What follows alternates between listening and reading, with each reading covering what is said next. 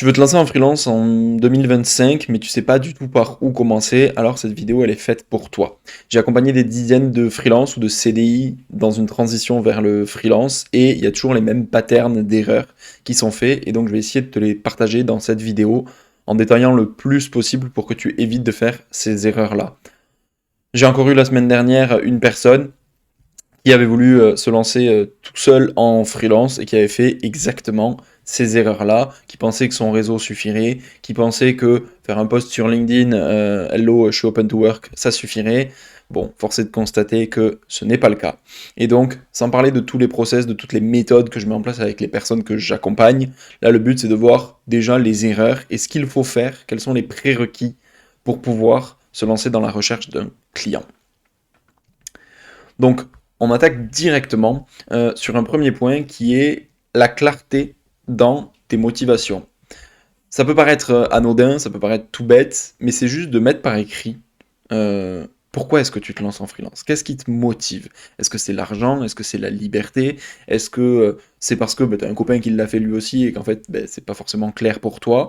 Juste pose-toi ces questions-là. La méthode des 5 pourquoi peut t'y aider. C'est de dire en fait quand tu poses 5 fois la question pourquoi, normalement tu arrives à des motivations profondes qui sont intrinsèques à ta personne. Intrinsèques, wow, pardon, je sais plus parler.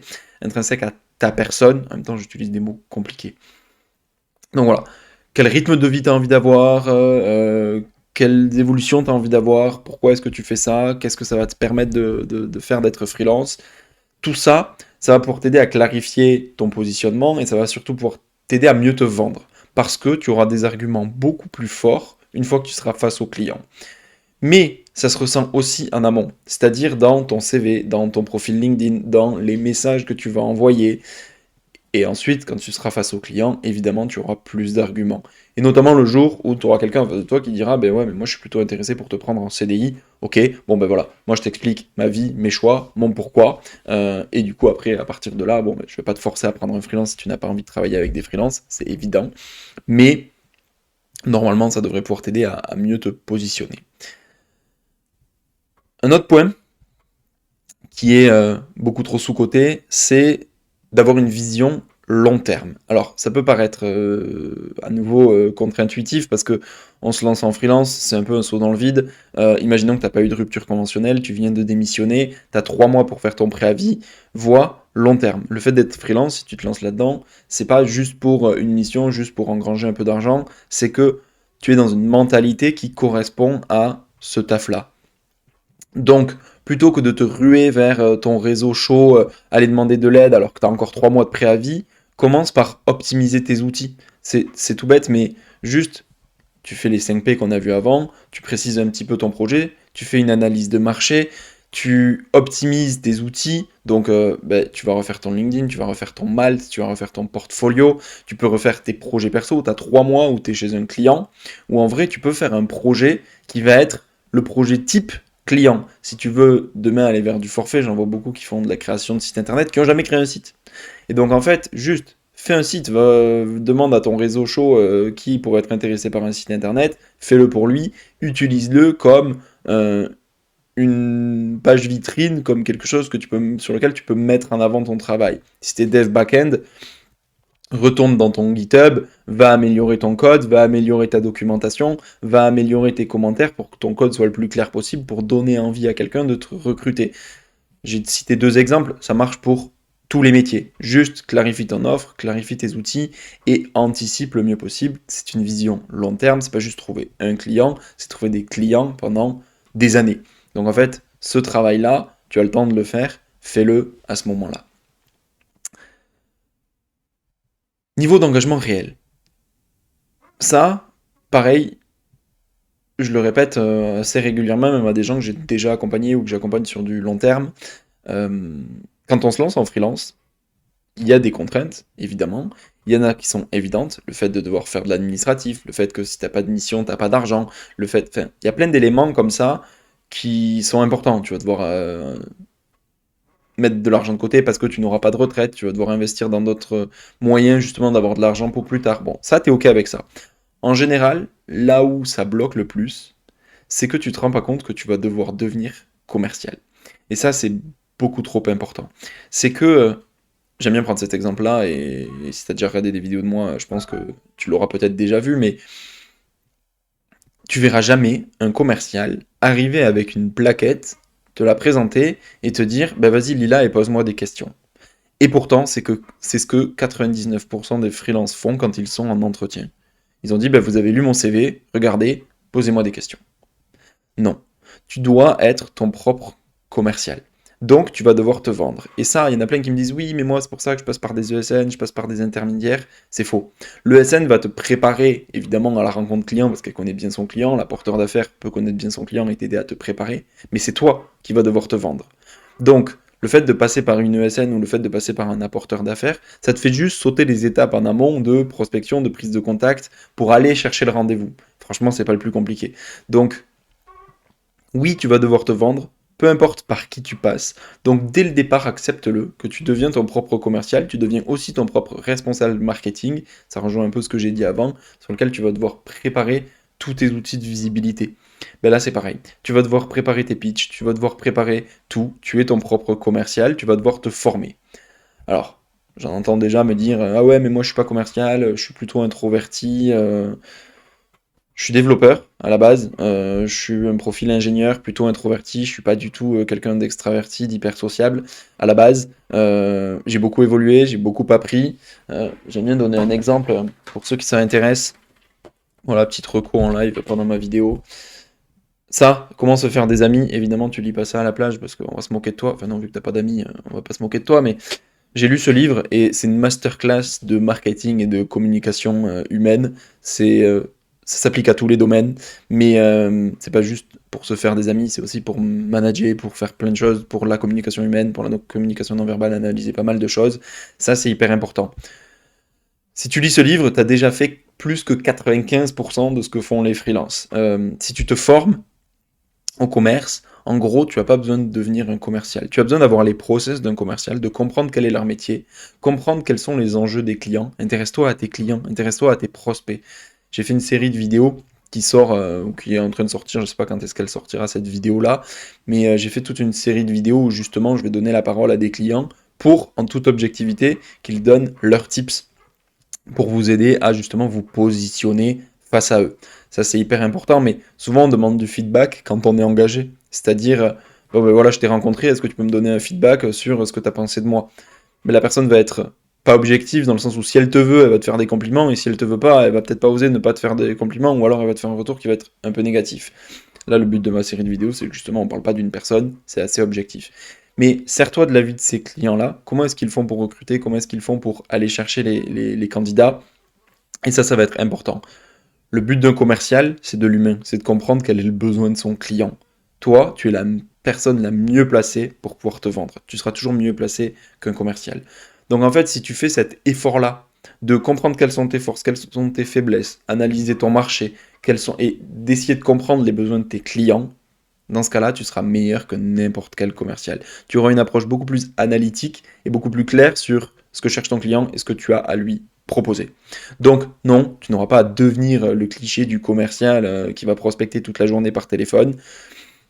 Je le propose à toutes les personnes que j'ai accompagnées. Je n'ai jamais eu à aller jusque-là parce que toutes les étapes amont de mon process suffisent à trouver des clients. Donc ça suffit pour toi aussi.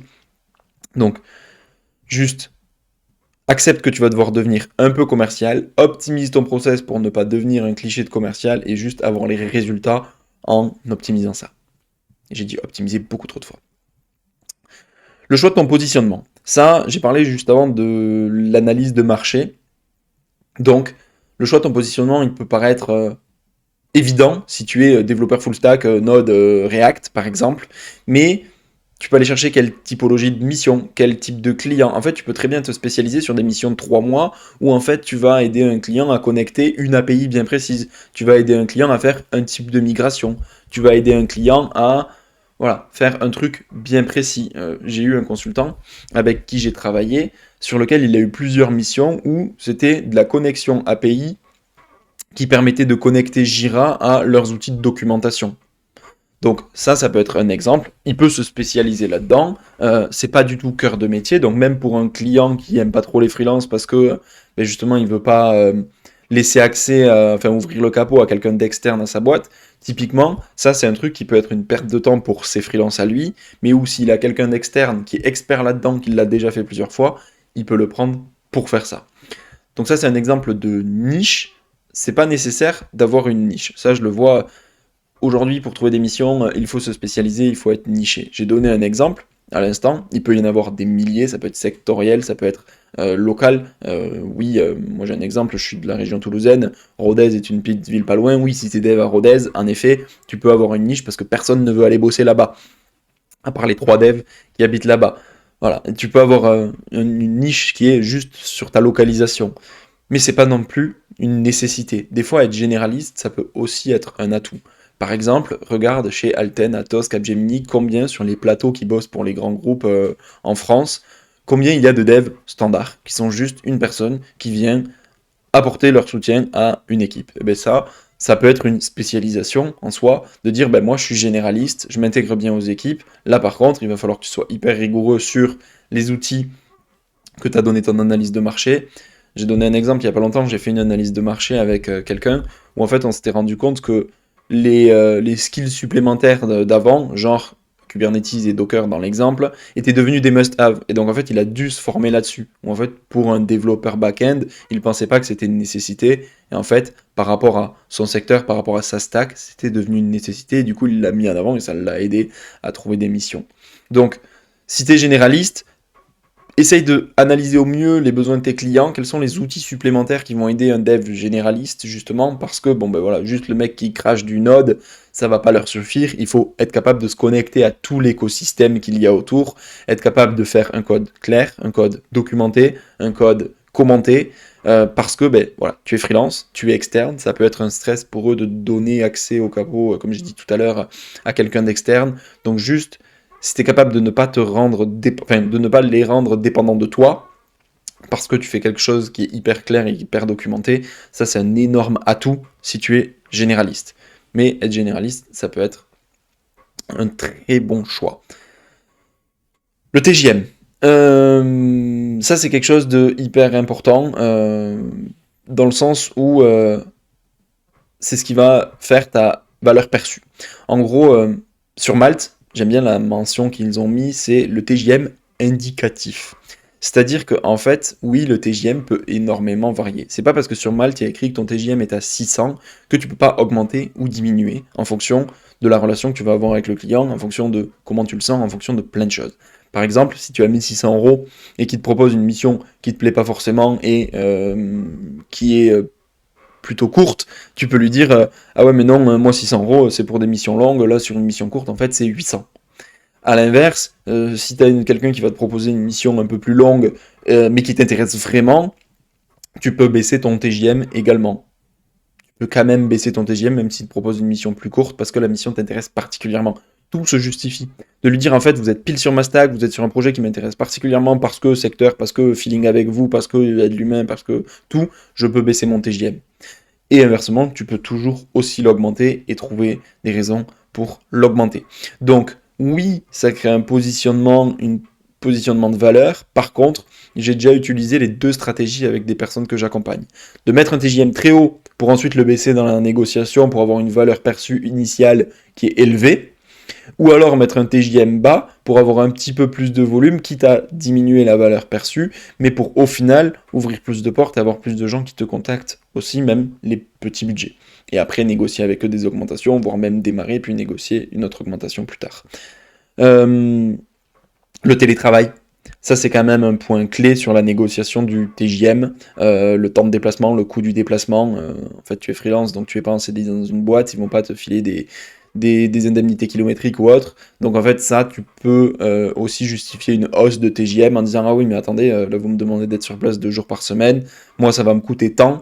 Ça va me coûter tant en termes de temps aussi. Ça se justifie très bien. Hein, vous calculez votre taux horaire. En effet, si vous avez besoin d'être travail effectif 7 heures par jour et que vous vous tapez 1 heure le matin, 1 heure le soir, eh ben, soit vous travaillez que 5 heures dans la journée, soit vous travaillez 9 heures, du coup, parce que le temps de trajet du travail, vous pouvez le répercuter sur votre TGM. Ça, pareil, ça rentre dans la négociation. Et en plus de ça, c'est quand même un critère de choix important pour toi. Donc, tu peux t'en servir dans la négo.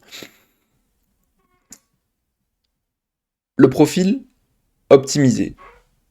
J'ai parlé de pas mal de choses, je l'ai dit que c'était hyper important en amont de justement avoir une vision long terme et donc de se créer un positionnement sur LinkedIn. Si tu hésites entre généraliste ou niché, tu peux optimiser ton profil de façon généraliste et après venir préciser des niches. Qu'est-ce que je veux dire par là?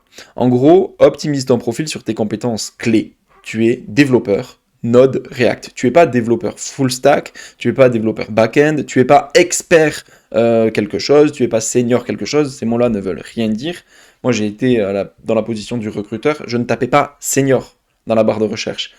99% des job boards, y compris LinkedIn, quand tu es recruteur, tu peux mettre un filtre sur le nombre d'années d'expérience. Donc, en fait, ça sert à rien d'écrire senior, ça sert à rien d'écrire expert. En général, quand on a un filtre, ça se fait soit sur le budget, soit sur le nombre d'années d'expérience.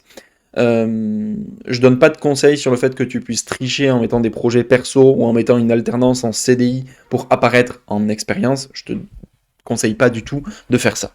Tu fais ce que tu veux. Donc, je reviens sur l'optimisation du profil. Si tu es web designer, si tu es graphic designer, ces choses-là, évidemment, il faut que ton profil soit beau. Si tu es développeur, on s'en fiche un petit peu plus. D'ailleurs, dans l'accompagnement premium que je propose, j'ai une designeuse qui travaille avec moi pour refaire ta photo, ta bannière, tes sélections. Tous mes clients ne l'utilisent pas.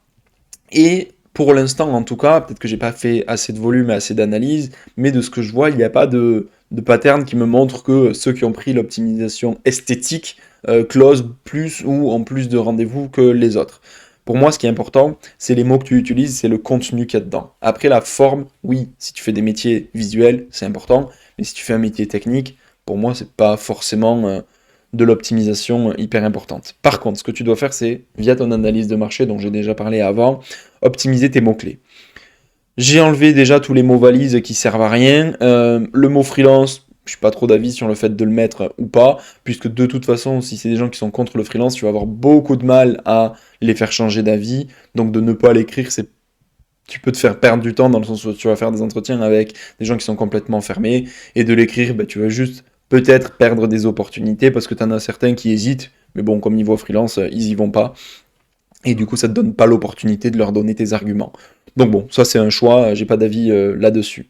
Par contre, je reviens sur l'exemple de tout à l'heure où il y avait un dev qui s'était rendu compte qu'en fait, Kubernetes et Docker, peu importe les outils, mais certains outils étaient devenus nécessaires, mets-les dans ton titre. Mets-les dans ton titre, mets-les dans tes expériences, mets-les en compétences clés, mets-les partout. Ne mets pas dans ta bannière ton nom, tous les trucs. Bon, j'ai déjà fait une vidéo sur l'optimisation LinkedIn, ou dis-moi-le en commentaire si tu veux des choses dédiées là-dessus. Je vais pas refaire tout un laïus sur ça aujourd'hui. Copie-colle tout ce que tu fais sur Malte, tout ce que tu fais sur LinkedIn, tu le copie-colles sur Malte, tu le copie-colles dans ton portfolio et sur ton CV. Ça, c'est évident. Si tu peux, fais un CV d'une page et un dossier de compétences modifiable. Ça, il y a plein d'outils qui permettent de le faire. Toutes les sociétés de conseil par qui tu pourrais passer en tant qu'apporteur d'affaires ou en tant que société de conseil, même en freelance, vont te le demander. Donc prépare-le et un dossier de compétences. La différence, c'est qu'il y en a un qui est sur une page et l'autre qui est sur un nombre X de pages, on s'en fiche. Mets tes compétences clés en haut, pas de parasse, pas de gros pavés rédigés par un LLM. Sur les lettres de motivation, j'ai eu des avis divergents de la part de clients. Il y en a certains, ils ne les lisent plus parce que bon, voilà, ChatGPT le fait très bien. Et il y en a d'autres qui disent que si tu fais une lettre de motivation, c'est que tu montres que tu es plus motivé qu'un autre et donc ils prennent cette candidature avec un peu plus d'intérêt.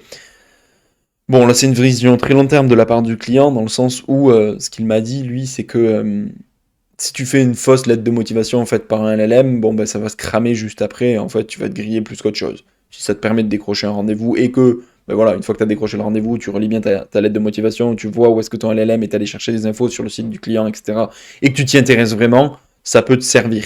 Mais moi, je te dis, n'en fais pas. Par contre, ce que tu peux faire, c'est faire un joli message que tu envoies par email ou par message LinkedIn sur lequel tu mets des bullet points. Ça, c'est plus important pour moi que des phrases.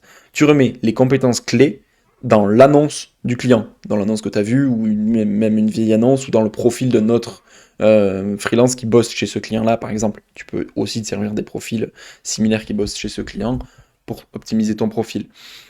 Tu mets ces points clés, qui correspondent à ce que recherche le client. Tu peux mettre quelques points clés sur les valeurs que tu détectes. Là, tu peux t'aider de n'importe quel LLM, tu lui donnes le site de l'entreprise et tu lui dis, bon ben voilà, va me chercher les key points de cette société-là et les valeurs, et comme ça, tu peux parler de ces valeurs-là et montrer que tu t'es intéressé à la boîte. Ça, c'est mieux que de faire une longue lettre de motivation pavée que personne ne lira.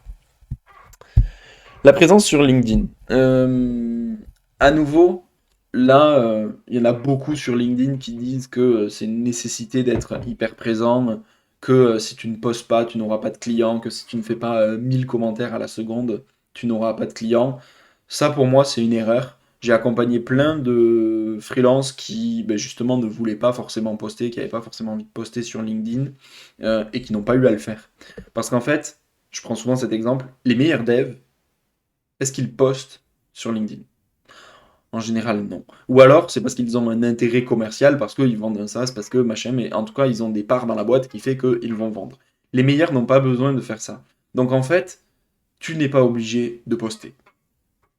À l'inverse, j'ai fait plusieurs tests, j'ai rédigé des posts pour certains des clients que j'ai accompagnés qui leur ont permis de signer. J'ai un exemple avec une personne qui a même signé plusieurs contrats grâce à un seul post. Donc oui, ça fonctionne, non, ce n'est pas obligatoire. Ça, c'est un fait. Par contre, si tu envoies des messages à des recruteurs, par exemple, qui ont mis des annonces sur LinkedIn, tu leur envoies un message en disant bonjour, je vous contacte parce que vous avez mis telle annonce. Là, je te conseille de liker et de commenter cette annonce-là. Si par contre tu es en CDI, que tu n'as pas encore annoncé à ton manager que tu veux partir, bon ben là ne le fais pas. Une fois que tu as signé ton préavis, rupture conventionnelle ou démission, peu importe, mais une fois que c'est acté, là par contre tu peux faire ce que tu veux. La routine de prospection, ça sera le dernier point. Parce que oui, je l'ai dit tout à l'heure, tu vas devoir devenir commercial, tu vas devoir faire de la prospection. Si tu es encore en CDI au moment où tu regardes cette vidéo et que tu hésites à te lancer en freelance, ça peut être un frein pour toi et je le comprends complètement, comme ce que j'ai dit tout à l'heure que tu allais devoir devenir commercial. La prospection, souvent, ça fait peur. J'ai été développeur, j'ai été technique, je suis passé par une période de e-commerce où je me suis même formé à aller vendre des scooters pour faire du B2C, pour aller vendre face à des gens en physique. Et après, je suis parti sur un métier du coup d'ingénieur d'affaires où je vendais des consultants. La prospection, même pour moi, ça a été dur au début. Tout simplement parce que ça n'est pas naturel pour quelqu'un d'introverti. Par contre, j'ai fait l'exercice avec quelqu'un d'introverti que j'accompagnais où justement on a pris le contre-pied, on est parti du truc le plus dur, de faire de la prospection téléphonique. Tu peux te faire une simulation, je le fais parfois avec les gens que j'accompagne aussi, de dire bon ben voilà, j'appelle un client, bonjour, je suis développeur, je cherche actuellement une mission, j'ai vu que vous aviez une annonce, qu'est-ce qui peut se passer au pire? Prends le best case scénario et le worst case scénario. Le best case, c'est quoi? C'est dit ah ben ouais, super, j'ai un besoin, on se rencontre.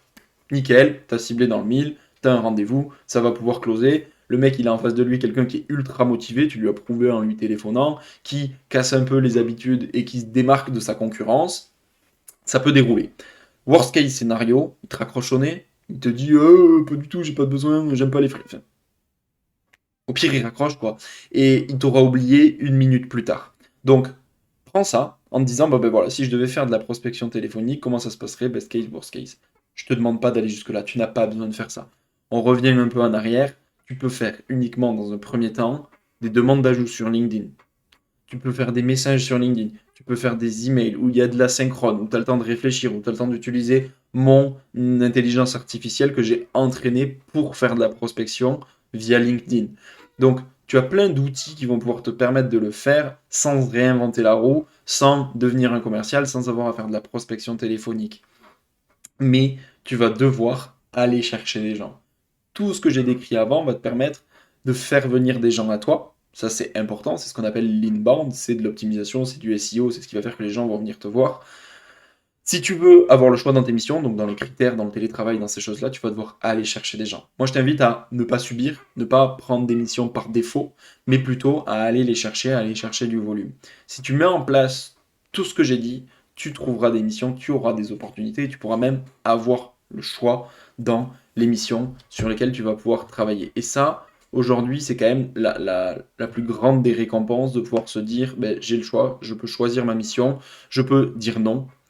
Si tu dis non pour certaines raisons, pour un critère, tu peux aussi renvoyer vers une autre personne, si tu as dans ton réseau des personnes que tu connais qui sont également en recherche, c'est ce qu'on appelle faire de l'apport d'affaires, c'est-à-dire que tu lui donnes le business, tu renvoies le client en disant, bon ben voilà, moi ça m'intéresse pas pour telle et telle raison, ou je suis pas la bonne personne, par contre, je connais la bonne personne qui va pouvoir vous aider à faire ça. Ça, c'est ce que je fais. Je pense pas que ça intéresse beaucoup de personnes qui regardent cette vidéo, parce que cette vidéo est plutôt dédiée au lancement en freelance. Ça, c'est des choses que je fais plutôt avec des gens qui sont déjà en freelance, qui ont déjà une mission et qui veulent aller chercher des bonus, qui veulent aller chercher de la rémunération supplémentaire. Donc, c'est ce qu'on fera peut-être ensemble dans un second temps. Si tu es arrivé jusqu'ici, c'est que déjà, tu es plus motivé que la plupart des gens qui se lancent en freelance. Parce qu'il y en a plein qui s'arrêtent à l'étape de bon, ben voilà, je vais devoir devenir commercial, mais je vais pas faire ça, je vais essayer tout seul, je vais juste me mettre sur les job boards, ça va tomber. Donc, si tu as regardé toute cette vidéo, c'est que tu es vraiment motivé. Moi, c'est ce que je fais avec les personnes que j'accompagne, c'est que j'ai besoin d'avoir des gens très motivés parce que je leur apporte des garanties. Donc, si tu es encore là, en train de me regarder, je t'invite à prendre directement rendez-vous avec moi. Tu me dis que tu as regardé cette vidéo, on discute soit via LinkedIn, soit via WhatsApp. Enfin, tu pourras trouver, si tu cherches un petit peu mes coordonnées, mais surtout dans le lien de toutes mes vidéos en haut de mon profil, sur mon profil LinkedIn, tu as le lien pour prendre rendez-vous. Tu prends un créneau, tu as accès à tout mon emploi du temps, et à ce moment-là, on se voit. Le but sera de voir quelle est ta situation actuelle, qu'est-ce que tu vas rechercher, et moi je vais te dire si je peux être la personne qui va t'aider à faire le pont entre les deux et qui va pouvoir te garantir d'avoir des missions.